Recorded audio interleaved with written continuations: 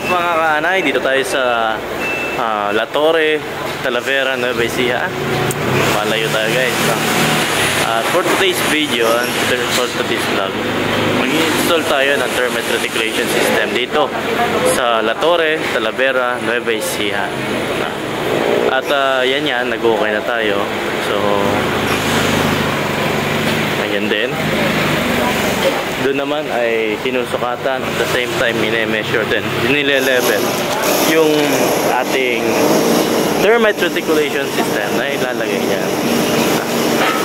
So bukod sa thermite reticulation system, perform din tayo ng soil poisoning guys, para in the future iwas anay, lalo na kung ang magiging design dito sa bahay ay mga kahoy, wood design guys. Kasi ang ganda talaga ng wood design, at the same time fresco, masarap sa mata, masarap din sa price. Ganun talaga, mahal talaga kaya dapat ingatan laban sa mga peste tulad ng anay, yung bahay nyo o yung ipupundar nyo like furnitures, cabinets, mga hamba, yung mga design mismo guys, Kaya mga kaanay, if you have termite problem, kahit wala pa, for prevention, please call us, RP Pest Control Services, 0947-328-6610. We are your pest control specialist na guys. And please, kung napanood nyo lang tong napadaan kayo sa aming wall, napadaan itong video sa wall, hindi ka pa nakasubscribe, please po, i-click nyo na po yung subscribe dyan, subscription button, and hit the notification bell para updated po kayo sa next vlog natin guys. Thank you so much. And then tuloy tayo sa ating work.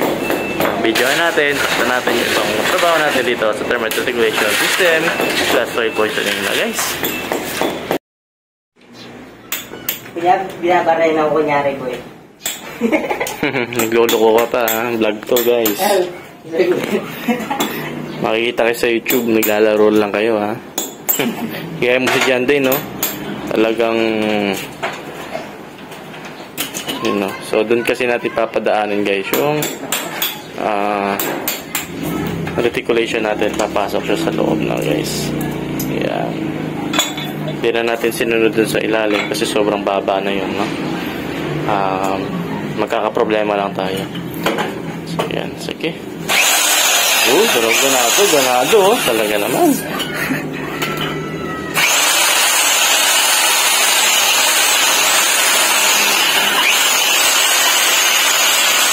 So yan guys,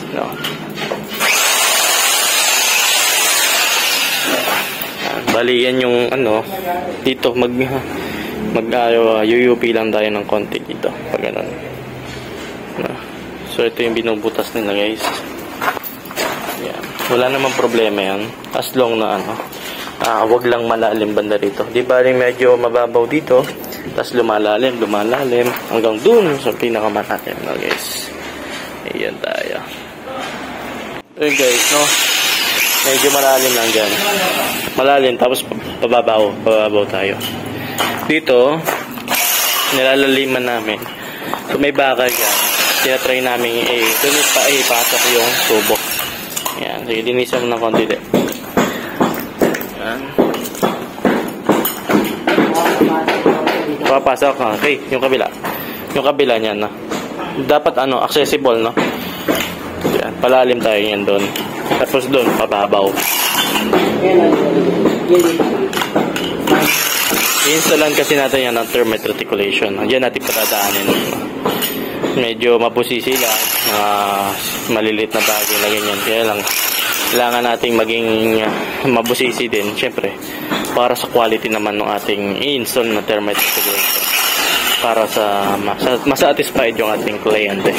Hindi lang yung patong ng patong papatong mo dyan, ito yung ito yung pinaka flooring na so hindi tayo papatong dito litaw na sa flooring yun, kaya kakainin ng semento yung tubo natin. So mali yun guys, di tayo ganun mag-install i-bebelow pa natin yan sa pinaka ng semento pinakababa niyang slab. Ito kasi top na usually yan Okay. mas mababa tayo sa bakal, guys, no? Hindi nakapatong sa bakal, mas mababa sa bakal. Hinuhukay pa natin at maaari. Okay, guys. Yan, tulad nito. So, what's up mga karay? Ayun na nga, guys, no? Pakita mo yung end cap, bro. Tingnan natin. Ayan, may end cap yun, no, guys. Tapos, perforated yan, no? Try mo lagyan bro, lagyan mo ng tali yan. Ng, tawag doon? Cable tie, lagyan mo yan, na. Meron pa ba? Meron, nandun, sa tools. So, babaon na natin yan, hanggang dun. Yan. So, hanggang dito yan, no. Kasi tatabunan pa to. I-elevate pa yan, guys. So, okay lang yan. Mas mababa tayo dun. No? Yung mula dun, mababa tayo.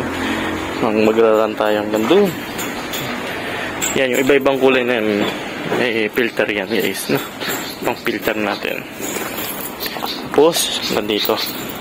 Dito tayo yung pinaka end cap natin or refilling point, no? So, dito tayo nagre-refill ngayon sa gilid na to. So, yes, maganda. Maganda yung kinalabasan ng gagawin natin dito. And then, dito naman tayo na. Alright. Lang din, huwag mo ilahin. Hawakan mo, digin mo. Hindi, tatabunan ko na eh. Sige, tabunan mo na unti-unti. So yun, guys, no, mga kaanay. Ayun yun. Mas malalim din ng konti. Mababaw tayo dito. Hanggang dun. Ilulusot natin ito dun, no. Ayos. Yun dito. Okay na, no. Sinabunan nyo na, no. Yan. Yun dun. Tsaka yun sa kabilang kwarto. Yan nandun, no. So, dito dumaan yun. Tapos, dito din. Pag ganun. Yan, hinukay namin. Dito rin namin kanina yan. So, yan. Yan din. Dun. Nilitaw dun. Papasok na lalabas.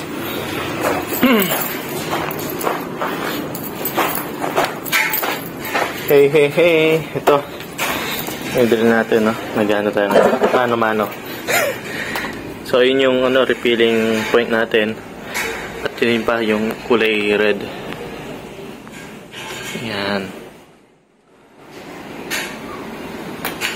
Ayan po. Yung refilling point natin. Time check, 5:26. Ayan. So, yun guys. Patapos na rin tayo yung pag-install. Medyo ginabi lang kasi may mga troubleshooting. At the same time, malayo yung biyahe. Almost 10:20 tayo nakapag-start. So, yan, no? So, patapos na. And then, later on, mag-soil poisoning na tayo, no? Yan. Hanggang dito yan, may end cap dyan yan, no? Ito, mataas ng konti yan kasi dyan yung entry point. Pinailalim na namin sa mga pipes. Yan. So, yan kasi, ito po yung mga pwedeng maging access sa termite. Susunod, attractive yan, mga wood debris. Hanggat maaari, wag sana matatabunan, no? Yung ganyan mga wood debris. May puno, no? Kahit anong puno pa yan, guys, basta may puno. Wood debris, mga pinagputulang kahoy, mga pinagamitan sa construction, dapat inaalis po sa bahay. Lalo na kung finishing na, no, guys. Ayun po yung ating reticulation system, no? Yung kulay itim na yan na may balot, no, guys. Okay, thank you sir, ha. Ingat kayo. Kayo bahala dito, ha. Yan. So, paalam lang si Foreman. Mauna na daw silang umuwi. 5 oras na rin kasi. Ayun yung ating reticulation pa. Sa loob naman yan, guys.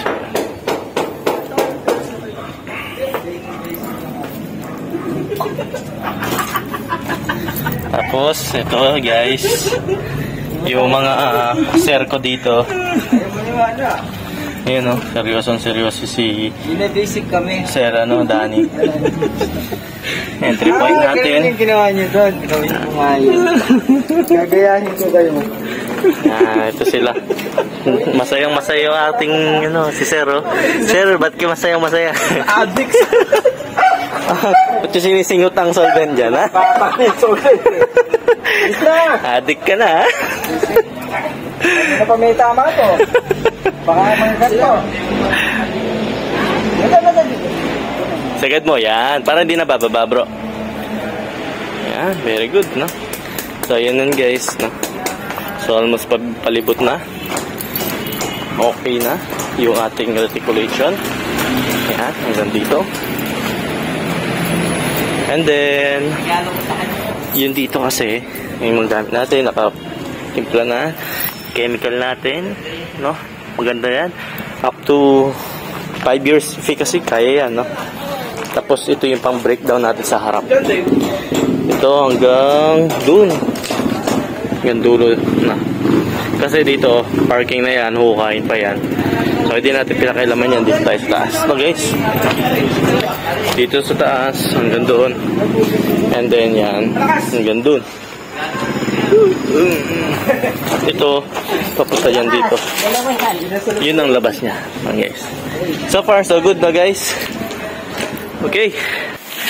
Yun, what's up mga kaanay. Ayan po, soil poisoning na tayo. Kasama wall at saka hamba po ang tinitreat natin dyan, no, guys. Kasi may mga hamba na yan. No? So, kakainin lang ng ano yan kapag hindi na-treat yan, guys. No? Ayan po. Okay. Tapos na rin tayo install po ng reticulation. So, last na lang po yun. And then, that's all good. Ayun, naggutom sila. Kumain. Takit ka pa.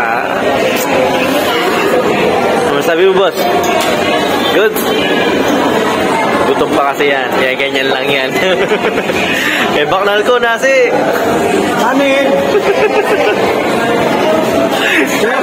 Sir, extra rice. Adwa mo, adwa.